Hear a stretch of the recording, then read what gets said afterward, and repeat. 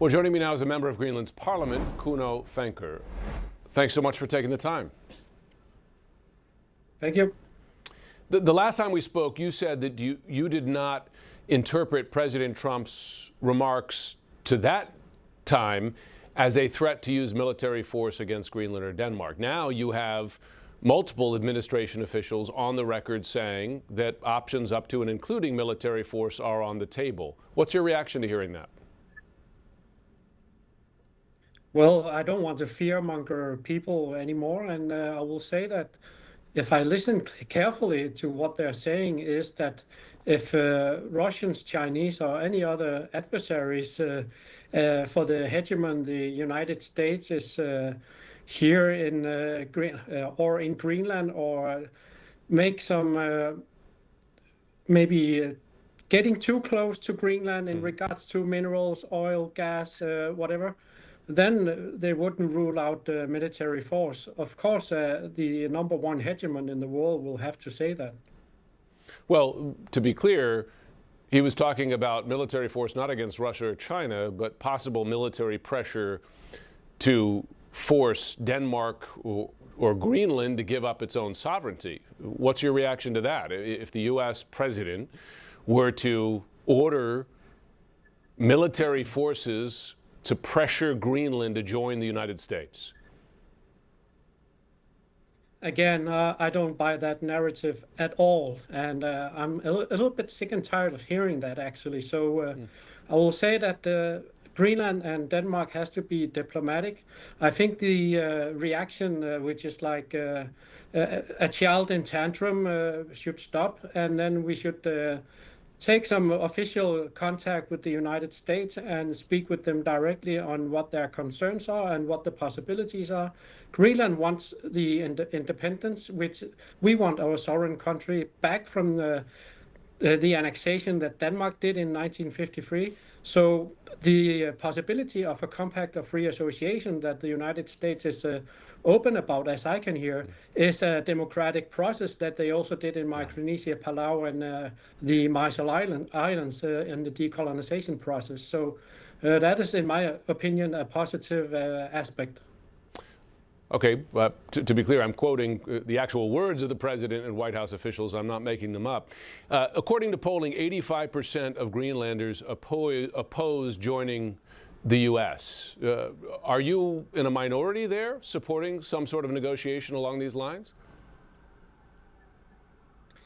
I think what we have is a clear rule, which is the Article 21 for our external self-determination, and we will, from our party, adhere to that absolutely. And what we have here is a negotiation that will soon start if we activate it, and then we will start negotiations with Denmark. And if there is an possibility for a leverage, and if the United States is coming up with some kind of an offer, why should we take it off the table? We have to see what's on the table and see what we can present the people in a democratic plebiscite. As you know, the 1951 Defense of Greenland Agreement already gives the U.S. broad rights in Greenland. Troops, bases, operational control. What exactly is lacking in terms of security for Greenland, given that that agreement already exists, not to mention the NATO agreement, which would mean that any attack on Greenland, given its territory of a NATO ally, Denmark, would require defense by the U.S. What is missing, in your view, in terms of Greenland security? Yeah, the agreement with Denmark is from '51. So, and Denmark made that without the consent of Greenland, and that was while we were still a colony of Denmark. So that has not been. It's been amended a little bit, so it's a sort of a trilateral agreement. But Greenland is not a sovereign state, so we don't have a direct say in that. Denmark has the prerogative in foreign politics.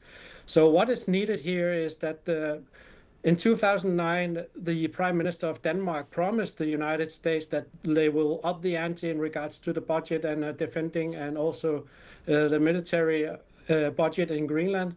They haven't done so. So that is what is lacking. And also, yes, the United States has the possibility to put up the military equipment that they would require, but in the consent and of the Greenlandic people, in my opinion.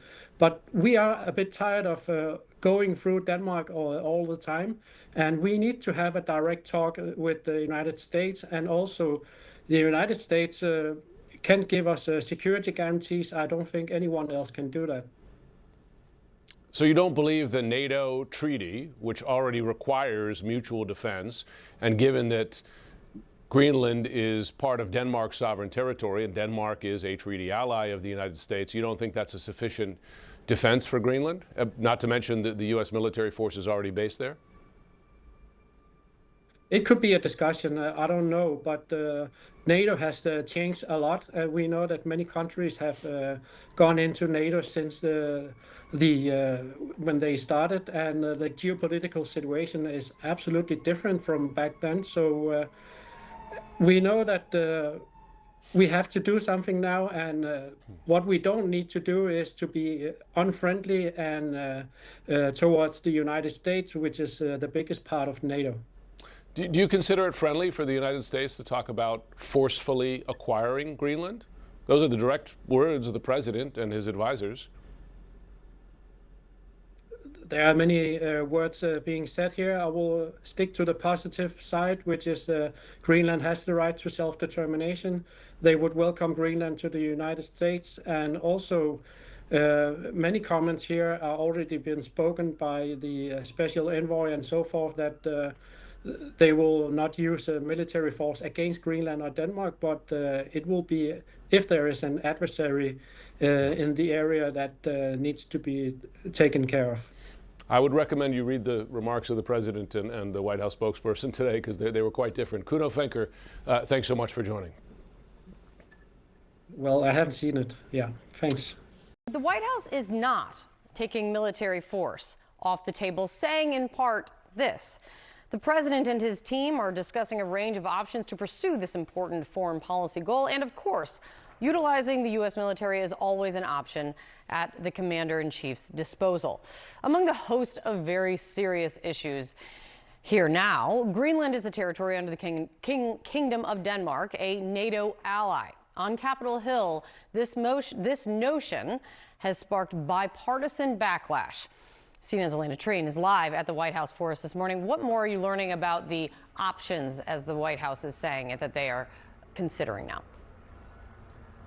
Yeah, I think that statement from the White House press secretary, Caroline Leavitt, set off alarm bells along many people on Capitol Hill. And of course, allies across the world, but particularly the United States, NATO allies who have been very wary of this. I know that Senator Mark Warner, for example, earlier said that when he had heard the president talking about wanting Greenland, he thought that he was joking. But it is clear with the rhetoric they are using, particularly, of course, in the days after the capture of Maduro on Saturday, the strikes in Venezuela's capital, that this is very much a serious thing. And I think that statement saying that they are reserving the right to use the military to try and obtain Greenland is what is most concerning to people. Now, I do want to add as well just re-emphasize what you said about Marco Rubio, what he told the Journal, which is essentially telling lawmakers on Capitol Hill that their goal is to buy Greenland, not invade it. Of course, we have heard repeatedly from the leader of Denmark that Greenland is not for sale. But I want you to listen to some of what we've heard from Republicans and Democrats alike, including the House Speaker Mike Johnson, on this very issue. So, yeah, would you be comfortable with military action in Greenland? Filming down the steps. Ultimately, the people of Greenland would have to vote, and potentially Denmark. I'm not sure who would have to vote, but you won't get there by insulting them. Sure, it would be good for U.S. national security, but it would also be illegal. Denmark owns Greenland, and we can't just invade a NATO country. That is insane, and the president has no justification for doing so. Now, Kate, to give you some sense of what I'm hearing in my conversations with people in that building behind me, part of the reason Greenland is such a big desire for the president, I'd remind you, he talked a lot about this actually during his first term as well. It's because of the Russian and Chinese aggression in the Arctic region. And the president argues the U.S. could protect that territory better than Denmark can. But of course, one of the big concerns is what those lawmakers are highlighting, this idea that it is part of NATO and that this would completely undermine the NATO alliance, throwing the U.S. and its allies in this long-standing agreement into disarray. And so that is really one of the huge concerns and potential, fallouts of something like this, a move of this magnitude. I will also just point you, Kate, to what we had heard from some of the leaders of other NATO countries, places like France, Denmark, the Netherlands, all of them putting out a joint statement yesterday, making very clear that this is a territory that NATO wants to defend, that European allies who are part of NATO want to defend, and that is part of their sovereign territory, and that this would be a huge undermining of the agreement. So keep that in mind throughout all this coverage.